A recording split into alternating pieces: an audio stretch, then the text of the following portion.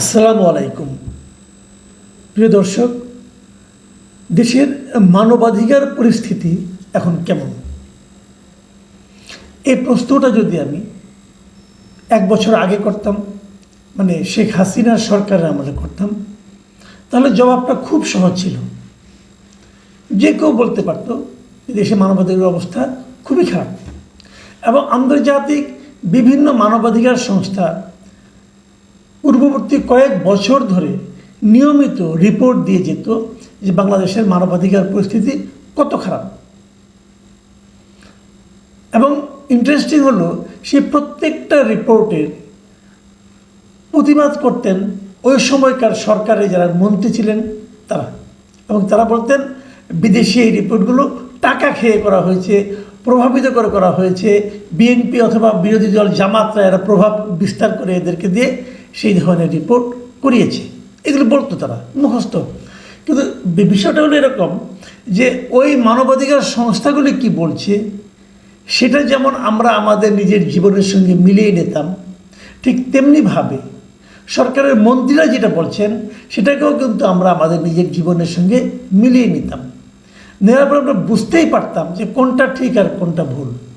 যারা ভুল বলতেন, বিশেষ করে মন্ত্রীরা, তো সেটা নিয়ে তারা আমাদের কাছে হাস্যকর হতেন, কিন্তু তারা দমতেন না। এই কারণে তারা হাসিনার কাছে প্রমাণ করতে চাইতেন যে তারা প্রধানমন্ত্রীর কতটা অনুগত, দেশের জনগণ কি ভাবলো না এটাকে তারা বদার করতেন না। 1 বছর পরে, পুরো 1 বছর সময়, আর 1 সপ্তাহ আছে 1 বছর পূর্ণ হওয়ার ইউনূস সরকারের। ডক্টর ইউনূস দায়িত্ব নিয়েছেন এবং উনি ওনার মন মতো করে একটা সরকার গঠন করেছেন। যে সরকার নিয়ে আমরা অনেকে বলেছি ভালো হয়নি, শক্তিশালী হয়নি, অমুক বলেছি, কিন্তু আমরা বললে তো হবে না। সরকারের প্রধান হলেন উনি যেটাকে ভালো মনে করেছেন উনি তাই করেছেন। যেহেতু ওনার পছন্দের লোকজনকে নিয়ে সরকার গঠন করেছেন, অতএব আমরা বলতেই পারি এই গত 1 বছরের সরকার যদি ভালো কিছু করে থাকে সেটাও ডক্টর ইউনূসের অ্যাকাউন্টেই যাবে। যদি মন্দ কিছু করে থাকেন তার সমালোচনাও ডক্টর ইউনূসকেই গ্রহণ করতে হবে, এটাই বাস্তবতা। তো এই 1 সপ্তাহ কম 1 বছর, এই সময়ে দেশের মানবাধিকার পরিস্থিতিটা কী অবস্থায় আছে দেখুন। এখানে আমি কি বললাম, আপনি কি বললেন, সেটা হয়তো আপনি মিলিয়ে নিতে পারবো আমাদের জীবনের সঙ্গে, কিন্তু সেটা হয়তো অনেকেই গ্রহণ করতে চাইবে না। বলবে তোমরা তো অথরিটি নও, তোমরা তো বলতেই পারো, তোমাদের এই বলার মধ্যে ভালো লাগা মন্দ লাগা আছে, কাজে তোমাদের কথা আমরা মানবো কেন? ঠিক আছে, মানবেন না। আসেন আমরা একটা খুব পরিচিত আন্তর্জাতিক সংস্থার সঙ্গে, মানে তাদের কি অভিমত সেটা একটু জানার চেষ্টা করি। হিউম্যান রাইটস ওয়াচ, এটা আমাদের এখানে সবচেয়ে বেশি বারবারই তারা বিভিন্ন প্রসঙ্গে তারা কিন্তু কথা বলেছে। হাসিনার আমলে, পুরো হাসিনার আমলে তারা কিন্তু বলেছে।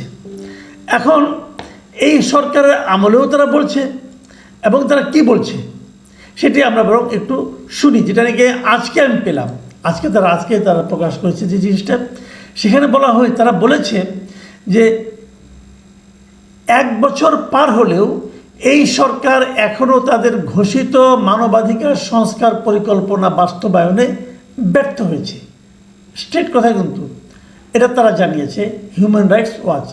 এবং তারা তুলনা করেছে গতবারের সঙ্গে এবারের 1 বছরের সঙ্গে, তুলনা আগের সরকারের সঙ্গে এই সরকারেরটা।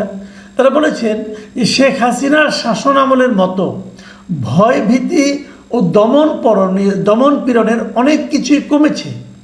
যেমন ব্যাপক গুমের ঘটনা অনেকটা বন্ধ হয়েছে। শেখ হাসিনার গুমের ঘটনা হতো, দমন পীড়ন হতো, সেগুলো একটু কমেছে।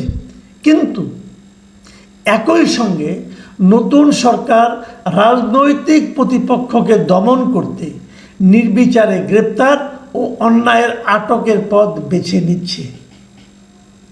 ভাবুন, কিন্তু এখন কিন্তু শেখ হাসিনার স্বৈরাচারী সরকার নেই, এখন নোবেল শান্তি পুরস্কার বিজয়ী ডক্টর ইউনূসের সরকার। শান্তির জন্য যিনি নোবেল পুরস্কার পেয়েছেন, পৃথিবীর সর্বোচ্চ পুরস্কার পেয়েছেন, কেন? শান্তির জন্য। অর্থনীতিবিদ হয়েও শান্তির জন্য। তো উনি যে শান্তিটা কায়েম করেছেন, ওনার সরকার যে শান্তি কায়েম করেছে, সেই শান্তিকে এই হিউম্যান রাইটস ওয়াচ বলছে যে তারা মানবাধিকার ঠিক মতো রাখতে পারছে না। তারা রাজনৈতিক প্রতিপক্ষকে দমন করার জন্য নির্বিচারে গ্রেপ্তার করছে এবং তাদেরকে অন্যায়ভাবে আটক করছে। সত্যি ভালো লাগছে, ভালো লাগার কিন্তু কথা নয়। আমি আরও কিছু হিউম্যান রাইটসের আরও কিছু কথাবার্তা বলি, ওনাদের বক্তব্য। তারা বলেছে ইউনূসের অন্তর্বর্তী সরকার এখন একদিকে সংস্কারবিহীন নিরাপত্তা খাত, অন্যদিকে সহিংস ধর্মীয় চরমপন্থী গোষ্ঠী এবং প্রতিহিংসাপরায়ণ রাজনৈতিক দলগুলোর মাঝে ভারসাম্য রক্ষার চেষ্টায় আটকে গেছে, যেখানে সাধারণ মানুষের অধিকার সুরক্ষা তেমন গুরুত্ব পাচ্ছে না। ব্যাপারটা কিন্তু ক্লিয়ার। ইউনূস সরকারের সঙ্গে তিনটা সত্যি কথা তারা বলেছে। এই তিনটা বিষয়ের মধ্যে ইউনূস সরকার ঢুকে গেছে। এখন তারা কোন দিকে যাবে সেটা বুঝতে পারছে না। সেই তিনটা বিষয় কি? একটা হলো সংস্কারবিহীন নিরাপত্তা খাত, মানে যারা নাকি নিরাপত্তা দেবে জনগণের, তারা সেটা কোনো সংস্কার করতে পারে নাই, আগের মতোই চলছে। আরেকটা হলো সহিংস ধর্মীয় চরমপন্থী গোষ্ঠী একটা এখানে সক্রিয় আছে, তাদেরকেও কিন্তু ইউনূস সাহেব প্রশ্রয় দিচ্ছেন বলে ওনারা বলার চেষ্টা করছেন। আরেকটা কি? প্রতিহিংসাপরায়ণ রাজনৈতিক দলগুলো, মানে যে রাজনৈতিক দলগুলো প্রতিহিংসা চরিতার্থ করতে চাচ্ছে। প্রতিহিংসা মানে কি?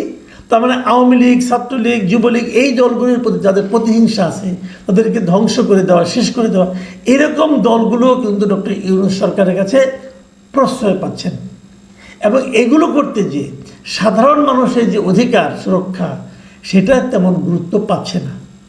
একটু ডিটেলে ব্যাখ্যা করলাম এই জন্য যে অনেক সময় দ্রুত পড়ে গেলে না অনেকে মিস করে যান যে কী কী বলা হয়েছে।